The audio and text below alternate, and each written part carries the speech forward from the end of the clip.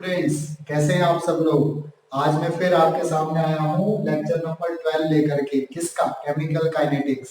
ठीक है ना। तो मैंने पिछले लेक्चर में आपको क्या बताया था? अभिक्रिया वेग को प्रभावित करने वाले कारक, ठीक है, factors affecting rate of reaction.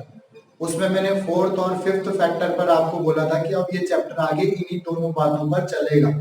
Fourth factor कौन सा था? टेम्परेचर। और फिफ्थ फैक्टर कैटालिस्ट। ठीक है ना। तो temperature dependence of rate of reaction, मतलब अभिक्रिया वेग तापमान पर कैसे निर्भर करता है, इसी टॉपिक को आगे बढ़ा रहे हैं हम। ठीक है ना। तो इसमें एक नया कंसेप्ट आता है, संक्रियण ऊर्जा, एक्टिवेशन एनर्जी, जिसमें मैंने आपको पीछे एग्जांपल भी दिया था। मैंने कहा था जब आपके घर में आपकी मम्मी चाय बनाती हैं तो पानी, चीनी, पत्ती और दूध डालने पर क्या चाय तैयार हो जाती है? नहीं होती है ना। तो क्या करना पड़ता है? उसको टेम्परेचर देना पड़ता है। टेम्परेचर देने से क्या होता है? मॉलिक्यूल्स एक्साइट होते हैं, यानी मॉलिक्यूल की काइनेटिक एनर्जी बढ़ती है, और जो चाय बनने के लिए ऊर्जा अवरोध होता है उसको पार करने तक की ऊर्जा वहां से मिल जाती है, ताकि क्या हो, चाय उबले और एक ऐसी स्थिति आ जाए कि गैस बंद करो तो चाय तैयार है। ठीक है ना। इसको केमिस्ट्री की लैंग्वेज में कैसे करते हैं, कैसे समझेंगे? केमिस्ट्री की लैंग्वेज में समझेंगे कि जो अभिकारी पदार्थ होते हैं, अभिकारक होते हैं, उनकी टक्करें होती हैं, और वो टक्करें जैसे जैसे तापमान बढ़ाते जाते हैं तो प्रभावी होती जाती हैं और एक ऊर्जा बैरियर को पार करके उत्पाद में बदल जाती है। ठीक है। तो संक्रियण ऊर्जा का कंसेप्ट कैसे आया कि अभिकारी पदार्थों के पास जो ऊर्जा पहले से है उसमें कुछ अतिरिक्त ऊर्जा और मिल जाए, ताकि अभिकारी पदार्थ कहाँ चले जाएं? ऊर्जा अवरोध को पार करके उत्पाद में बदल जाए। ठीक है। तो और कैसे समझ सकते हैं इसको, जरा ग्राफ से समझने की कोशिश करते हैं। ठीक है।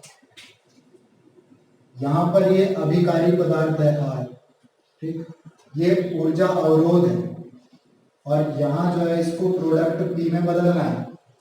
तो जैसे जैसे तापमान बढ़ाते हैं जो अभिकारी पदार्थ के अणु होते हैं ये धीरे धीरे धीरे धीरे इस ऊर्जा अवरोध को पार कर जाते हैं, और जैसे ही पार कर जाते हैं तो ये किसमें बदल जाते हैं? उत्पाद के पदार्थ में बदल जाते हैं। तो ये वाली जो ऊर्जा होती है पूरी की पूरी ऊर्जा, ठीक है ना, कौन सी ऊर्जा? ये पूरी की पूरी ऊर्जा, इसको दहलीज ऊर्जा कहते हैं।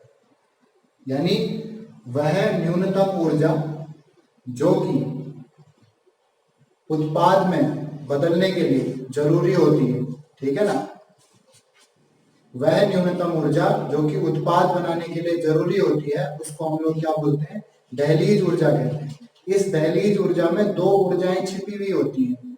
एक तो अभिकारी पदार्थ की खुद की कोई ना कोई ऊर्जा पहले से ही होती है, ठीक है ना, क्योंकि किसी भी पदार्थ में अगर मास होता है तो उसके पास एनर्जी भी होती है। तो अभिकारी पदार्थ अगर नहींवत है तो इसका मतलब उसमें ऊर्जा भी है। ठीक है। तो अभिकारी पदार्थ की ऊर्जा और उसमें कुछ अतिरिक्त ऊर्जा वो कैसे मिलेगी? तापमान बढ़ाने से। तो अभिकारी पदार्थ की ऊर्जा प्लस उससे कुछ अतिरिक्त ऊर्जा, इन दोनों का जब योग करते हैं तो दहलीज ऊर्जा आती है। ठीक है। लेकिन संक्रियण ऊर्जा क्या हो गई? अभिकारी पदार्थ के पास जो अपनी ऊर्जा पहले से है उसको कुछ ऊर्जा और दे दो ताकि वो उत्पाद में बदल जाए। यानी संक्रियण ऊर्जा वह अतिरिक्त ऊर्जा है जो किसी अभिकारी पदार्थ को दी जाती है तो अभिकारी पदार्थ उत्पाद में बदल जाता है। ठीक है। इंग्लिश में कैसे डिफाइन करेंगे? The energy other than the energy of reactant, reactant की एनर्जी के अलावा जो एनर्जी, ठीक है, विच कन्वर्ट्स या which is used to convert reactant into product. अभिकारी पदार्थ को अभिकारी पदार्थ से उत्पाद बनाने के लिए जो अतिरिक्त ऊर्जा की जरूरत होती है उसको संक्रियण ऊर्जा कहते हैं। ठीक हो गया। तो याद रहेगा। इसके बाद हम इसको ग्राफ से समझने की कोशिश करते हैं। पहले ऐसी रिएक्शन ले लेते हैं जो इरिवर्सिबल है। इरिवर्सिबल मतलब एक ही तरफ को चल रही है। अभिकारी पदार्थ R है तो उससे उत्पाद P बन रहा है, P से फिर R नहीं बन रहा है, यानी एक ही साइड को रिएक्शन चल रही है। ठीक है ना। तो ऐसी रिएक्शन के लिए मैंने आपको ग्राफ बना करके समझाना है संक्रियण ऊर्जा के बारे में। ठीक। तो मैंने ग्राफ बनाया, वाई एक्सिस पर मैंने एनर्जी ली, ऊर्जा ली, और एक्स एक्सिस पर अभिक्रिया की प्रगति, मतलब कैसे अभिक्रिया आगे बढ़ती है। तो इस ग्राफ को आप ध्यान से देखिए। अभिकारी पदार्थ मेरे पास आर है, तो स्टार्टिंग में उसकी कोई ना कोई एनर्जी तो होगी, जिसको मैंने ई आर से लिखा है, ठीक है ना। और ये एनर्जी बैरियर है, ऊर्जा अवरोध है, जिसको पार करके अभिकारी पदार्थ को उत्पाद में बदलना है, ठीक। और उत्पाद में बदलने के बाद उत्पाद की जो एनर्जी है वो ये है, एनर्जी ऑफ प्रोडक्ट, ईपी से मैंने इसको दिखाया है।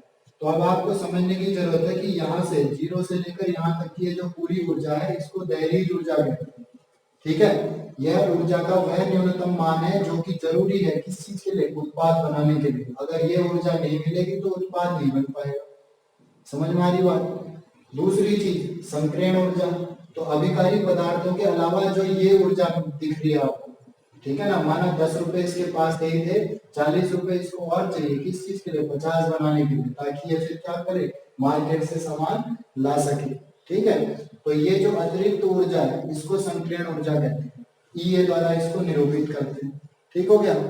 तो जब ये अभिक्रिया की प्रगति आगे को बढ़ती रही, अभिक्रिया ने उत्पाद दे दिया, तो हमने ये देखा कि उत्पाद की जो ऊर्जा है उसका मान अभिकारक की ऊर्जा से अधिक आया, ठीक है ना।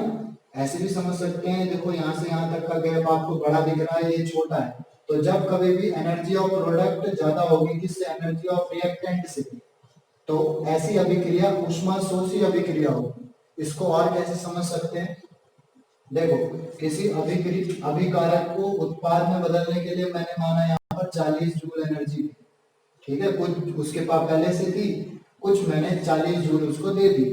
तो क्या उत्पाद में बदलने के बाद इसने 40 के 40 जूल दिए हैं या उससे कम दिए हैं, देखो 40 जूल इतना था लेकिन दिया तो इसने इतना ही है ना, माना 20 जूल दे दिया तो कम दिया है ना। तो इसका मतलब ये जो 20 जूल ऊर्जा है, क्या ये दोबारा से इस अभिकारी पदार्थ के काम आएगी उत्पाद बदलने में, नहीं आएगी ना, क्योंकि 40 जूल देने के बाद उत्पाद बन रहा है। तो 20 जूल फिर कहां से लेगा, ये बाहर से लेगा। इसका मतलब क्या है, ऊष्मा शोषी अभिक्रिया, ठीक है ना। ऊष्मा शोषी अभिक्रिया का मतलब जिसमें अभिकारक उत्पाद में बदलने के लिए बाहर से ऊष्मा को एब्सॉर्ब करता है, ठीक हो गया। तो ऐसी रिएक्शन में हमेशा डेल्टा एच का मान पॉजिटिव आता है। डेल्टा एच मतलब एंथैल्पी परिवर्तन। एंथैल्पी परिवर्तन कैसे निकालेंगे, energy of product minus energy of reactant, clear हो गया।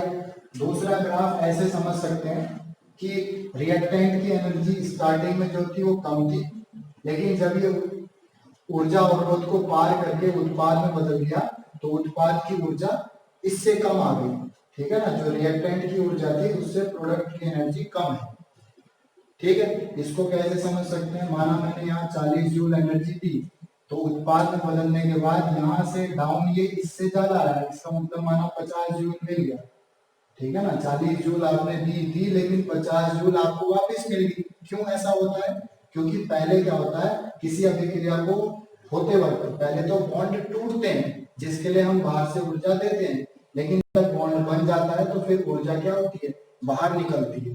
तो माना 40 जूल आपने दे दी है और ये उत्पाद में बदल गया है, तो उत्पाद में बदलने पर इसने 50 जूल ऊर्जा आपको दे दी वापिस। तो आपकी ये 50 जूल ऊर्जा जो मिल रही है आपको, ये फिर से इस अभिकारी पदार्थ को बदलने में काम आ जाएगी ना, क्योंकि बदलने के लिए कितनी चाहिए, 40 ही जूल तो ऊर्जा चाहिए। तो इट मीन्स आपको बाहर से ऊर्जा देने की जरूरत नहीं पड़ेगी। तो इसीलिए ऊष्माक्षेपी अभिक्रिया, ठीक है ना।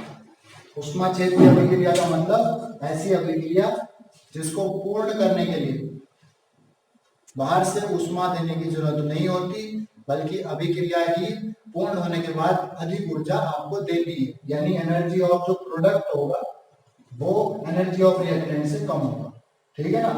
तो इसके लिए डेल्टा एच का मान क्या आता है, नेगेटिव आता है, एंथैल्पी परिवर्तन का मान नेगेटिव आता है, इसको आप याद रखेंगे, ठीक है ना। तो संकीर्ण ऊर्जा का कंसेप्ट आपको समझ में आ गया होगा। संकीर्ण ऊर्जा अभिकारी पदार्थों के पास जो ऊर्जा होती है उसके अतिरिक्त कुछ ऊर्जा होती है जिसको पाने से वो क्या बना देते हैं, उत्पाद बना देते हैं। तो ऐसा पॉसिबल कब होगा, जब हम बाहर से क्या करेंगे, टेम्परेचर देंगे, हाई टेम्परेचर हाई हीट देंगे, तो वो क्या होंगे, अभिकारी पदार्थ उत्पाद में बदल जाएंगे। तो नेक्स्ट टॉपिक में मैं आपको अरहेनियस की समीकरण बताऊंगा, जिसमें अरहेनियस ने अभिक्रिया वेग स्थिरांक का संबंध तापमान के साथ दिया है, ठीक है ना, उसका डेरिवेशन कराऊंगा। तब तक आप इसको क्लियर कर लीजिए, ठीक है। That's it for today.